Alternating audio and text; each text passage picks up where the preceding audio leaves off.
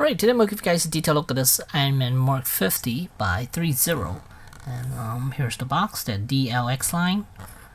And it's got die-cast, metal skeleton. Well, metal parts, I wouldn't say skeleton. And also plastic pieces, and has light-up features. And nothing really to see on the back of the box, so let's get into. Alright, and here we have Iron Man Mark 50 outside of packaging, and I have one accessory already on him, which is the arm blade. And then let's see what else he comes with. He comes with the base, Infinity Saga base, with the articulated arm. And then here's the other blade. Comes with a pair of fists, a pair of gripping hands, a pair of relaxed hands, a pair of repulsor blast hand, and then another pair of repulsor blast hands with peg holes. And then he also comes with this knife, and that's pretty much it as far as accessories. Let's take a closer look at Iron Man Mark 50. So here's how it looks from the somewhat of the front side, and here is from the side. And here is from the back.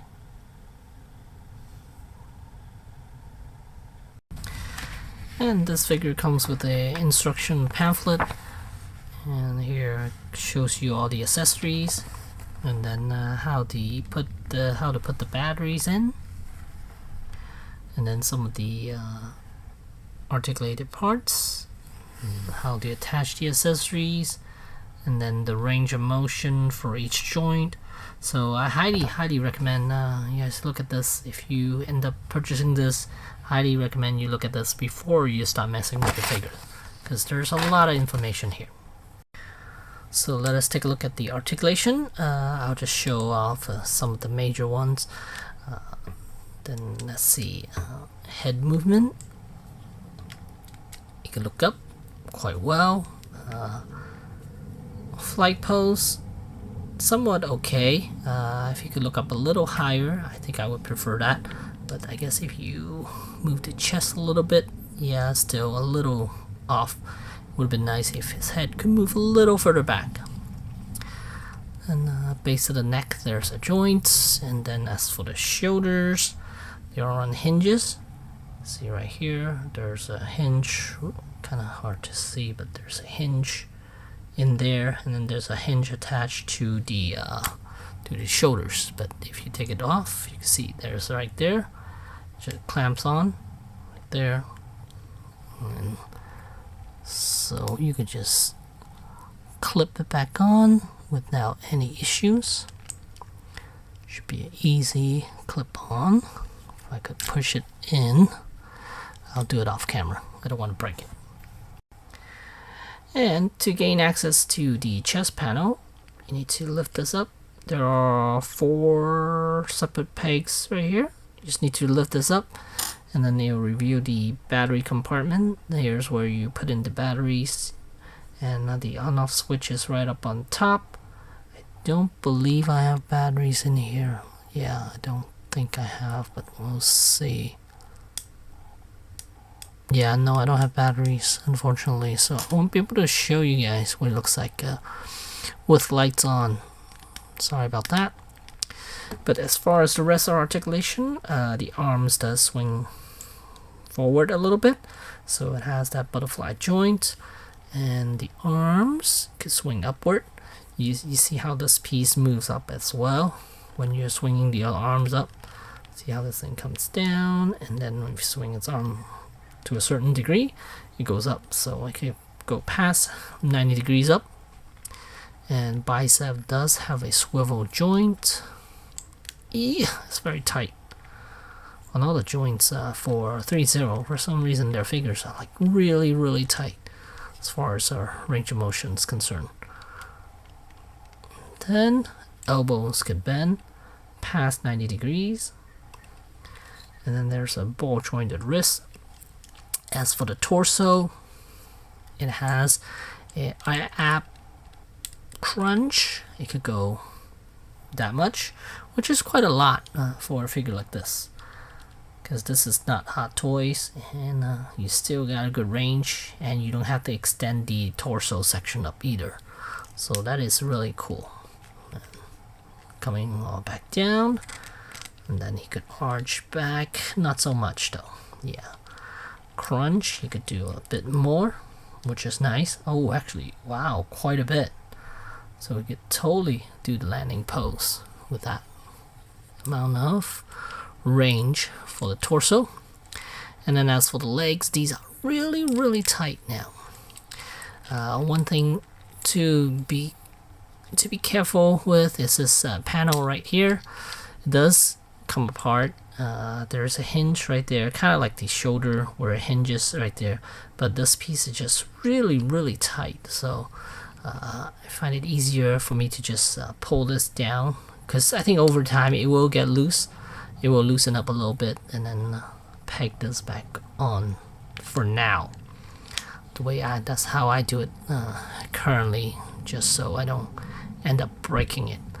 But there's how you slide the thigh section down to give you a little more room to work with.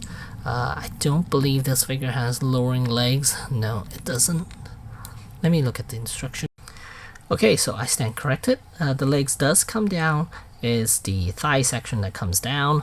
Let's see if I can show you guys. Let me bend this leg a little bit before I pull. There we go. See how I extended out a little bit. Push it back up. Let me show you guys again. Okay, so now you could have him do a landing pose, a pretty good looking landing pose actually. But here's the knees, bend that over 90 degrees, and then there's a ball jointed ankle. If you remove, slide those two sections out of the way, you can see the ball joint in here, and bend his leg a little bit to give you that landing pose. Let me see if I could even do it on camera. So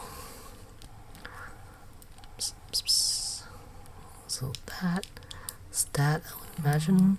Swing the leg out a little bit like that, and then knee bend over on this side, and slide his leg outward a little bit, and swing his arm forward a little bit. Thigh, butterfly section down a little bit. Push this back up, and there we go. I wish the neck could look up a little bit more, but that's pretty much his landing pose. Let me push this piece back in. There we go. Now it looks a little bit better. So if you want to give him a landing pose, he is definitely able to achieve that. But I just wish his neck could look up a little further. Alright, so let me give you guys another look at him before I end this video. Fantastic figure. It's gonna set you back about 130 bucks, somewhere around there. I think it's totally worth it. It feels way solid, way more solid than the Hot Toys, and yeah, in this one you wouldn't mind posing, because the articulation point, the range of motion is just so good on this guy that you have a lot of fun posing this figure. And one thing I don't get is that see this arm right here, the blade is kind of melted into the forearm section, so it's the nanotechnology that comes out with the blade.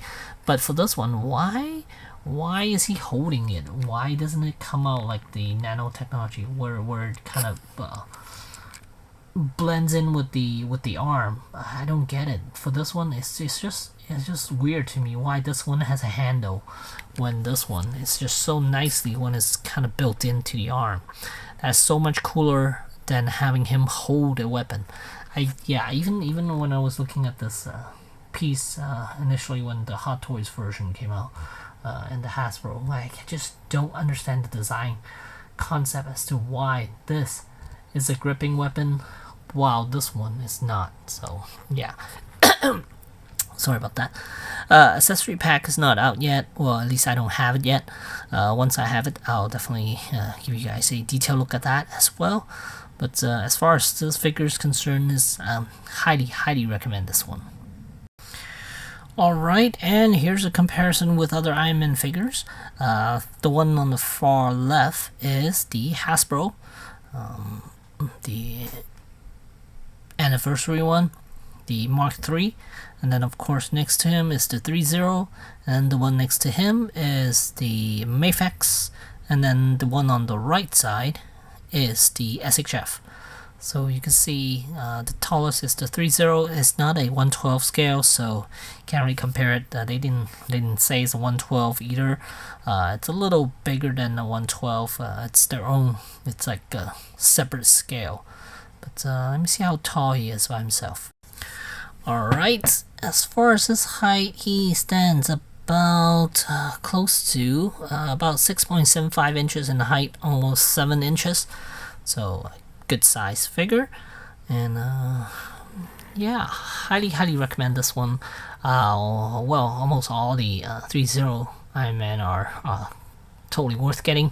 They're all really nice with light up features, mainly the chest and the eyes. That's good enough for me. Oh, there are also panels that open up. Let me show you. And nothing too exciting. It's just these two panels can open up, these two flaps, and then but this piece can open up for you to attach the base to it, because it has a peg system and it's supposed to peg right into his butt, so for him to stand on this Infinity Saga base. So yeah. And just for the heck of it, here are two other Threezero Iron Man figures. We have War Machine Mark, well no, that's Iron Patriot. Basically War Machine Mark II with a different paint job, and then Mark 43. So yeah, there you go. Totally worth it. Highly recommend this. If you're an Iron Man fan, I say go for it. For $130, I think it's totally worth it. You get the weight of this figure too. It's pretty hefty. They have metal joints and all that, so yeah, it should last you a long time. This one, and you'll be happy with the paint job as well. So there you go. There's the Threezero Iron Man Mark 50. Thanks for watching.